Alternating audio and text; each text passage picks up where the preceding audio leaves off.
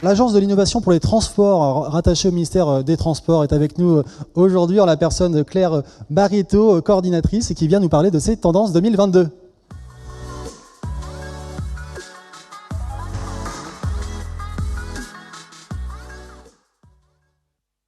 Bonjour à tous, je suis ravie d'être là parmi vous pour parler des défis des mobilités.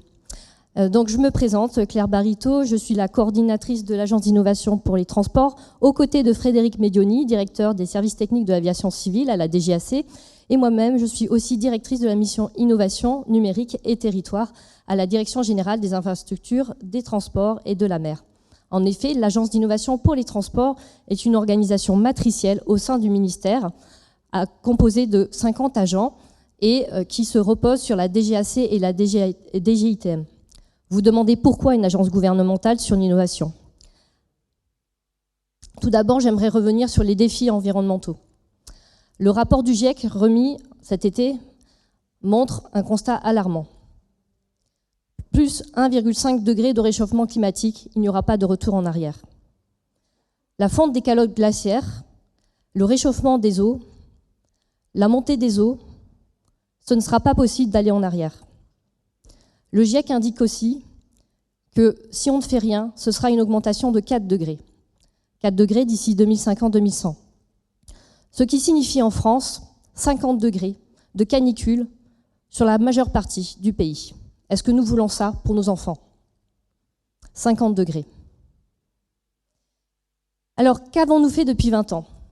Depuis 20 ans, au moment où Jacques Chirac, lors du sommet mondial du développement durable, a dit en 2002 « Notre maison brûle et nous regardons à côté ». Eh bien, depuis 20 ans, nous avons baissé nos émissions de gaz à effet de serre, heureusement, notamment au niveau du tertiaire, notamment au niveau du résidentiel, notamment au niveau de l'industrie, du BTP, de l'industrie de l'énergie. Mais pas pour le secteur des transports. Il y a eu une augmentation de 200 millions de tonnes de CO2 entre 1990 et 2018. Et 97% des gaz à effet de serre sont liés aux routiers. 97% qui se répartissent par une augmentation de 26% sur le trafic des mobilités de personnes et 60% du trafic des marchandises. Alors cette situation-là, nous souhaitons effectivement, dans la stratégie nationale bas carbone, y remédier d'ici 2030, d'ici 2050. Et que nous dit cette stratégie nationale bas carbone? Elle nous dit notamment que la quasi-totalité du secteur des transports doit être décarbonée. Alors, il y a 5 leviers pour cela. 5 leviers, notamment, comme l'a dit Luc Châtel, la décarbonation de la motorisation des véhicules, l'augmentation de la performance énergétique des véhicules, le report modal, la maîtrise de la demande et enfin, l'optimisation de l'usage des véhicules. Alors, tous ces leviers, ils sont connus, mais est-ce un nœud gordien? Regardons d'abord la motorisation.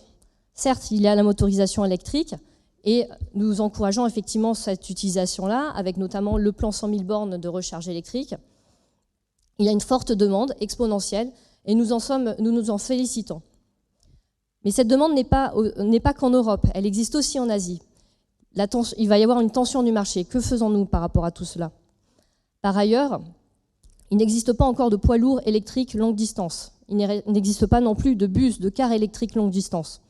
Nous avons de forts enjeux là-dessus. Concernant la performance énergétique des véhicules, cela veut dire abaisser le poids de ces véhicules pour qu'ils consomment moins. Cela veut dire aussi augmenter d'autres types d'énergie pour la climatisation des véhicules ou encore le chauffage, abaisser la résistance au roulement. Or, que se passe-t-il? En 2021, il y a eu une vente record au niveau des SUV, qui, vous pouvez le concevoir, ne sont pas les meilleurs en termes de performance énergétique. Si les citoyens, les demandeurs ne se positionnent pas par rapport à cette offre de mobilité électrique et de véhicules beaucoup plus performants, nous avons une question. Une question liée à la conscientisation de ces enjeux écologiques.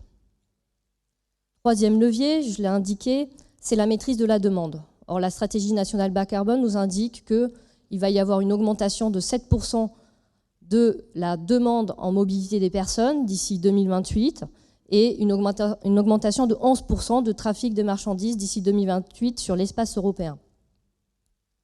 Sur le quatrième levier, qui est le report modal, nous pouvons nous féliciter de l'usage du vélo, qui a été largement augmenté grâce, on va dire, ou à cause de la crise sanitaire, en particulier suite au déconfinement de la première vague. Il y a eu une augmentation de plus 70%, plus 40%, c'est énorme, c'est vraiment donc dans la politique du gouvernement et nous pouvons nous en féliciter.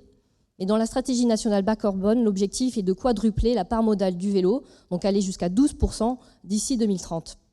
Et par ailleurs, d'augmenter de 7% l'usage des transports collectifs d'ici 2030. Or, dans le même temps, la crise sanitaire a abaissé de 15 à 20% l'usage des transports collectifs. Enfin, sur l'utilisation des véhicules, l'optimisation de ces utilisations-là, c'est par exemple le covoiturage. Le covoiturage qui, malheureusement, à cause de la crise sanitaire, a aussi baissé de l'ordre de 50%. En tout cas, le gouvernement est vraiment porté sur ce sujet-là et a lancé un plan dynamique depuis 2019. Et dernièrement, il y a eu un hackathon citoyen avec les citoyens justement pour trouver des incitatifs au covoiturage. Il a eu lieu le 18 et 19 janvier et Rennes Métropole s'est engagée notamment à mettre en place ces incitatifs. Alors, que pouvons-nous faire face à ce constat alarmant? Bon, surtout ne pas baisser les bras, se serrer les coudes et être ensemble. L'État est à vos côtés.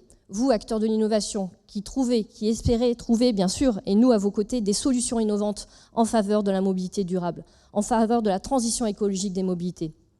Nous, État, nous sommes là pour les accélérer. C'est pourquoi l'Agence d'innovation pour les transports a créé le programme d'accélération Propulse, qui a donné 9 lauréats transport durable depuis le 17 décembre dernier, et le programme d'accompagnement va commencer le 21 février. Ces projets-là vont être sur les sujets que je vous ai abordés, en particulier la performance énergétique des véhicules, la motorisation électrique, tous ces niveaux-là, effectivement, qui vont permettre de propulser vers une mobilité durable. L'Agence d'innovation pour les transports, c'est aussi impulser une culture d'innovation ouverte avec les acteurs, c'est écouter les problématiques, c'est fédérer les énergies, faire de la prospective ensemble et accompagner. C'est aussi accompagner au niveau européen, encourager l'innovation dans le secteur des transports. Vous le savez, la France est présidente française de l'Union européenne jusqu'à fin juin. Et en cela, elle peut notamment, dans les ordres du jour, peser sur les enjeux de la mobilité durable, en particulier la décarbonation des transports, le report modal ou encore l'interopérabilité des systèmes de transport intelligents. En termes d'enjeux sur 2022, qu'avons-nous? Nous avons notamment donc la prise en compte notamment du MAS, ça a été dit, des systèmes numériques multimodaux, de pouvoir accélérer leur développement, mais aussi de pouvoir concrètement investir les 900 millions d'euros annoncés par le Premier ministre l'an dernier sur les transports collectifs en site propre. C'est aussi développer des démonstrateurs en faveur de la stratégie de digitalisation et de décarbonation des secteurs des transports pour une logistique 4.0, pour une mobilité automatisée et connectée, routière, avec des routes intelligentes. C'est aussi investir dans le fret ferroviaire, dans les trains légers. C'est aussi que les entreprises s'approprient le forfait mobilité durable, qui intègre maintenant les micro-mobilités, et aussi mettre en œuvre les premiers titres mobilité.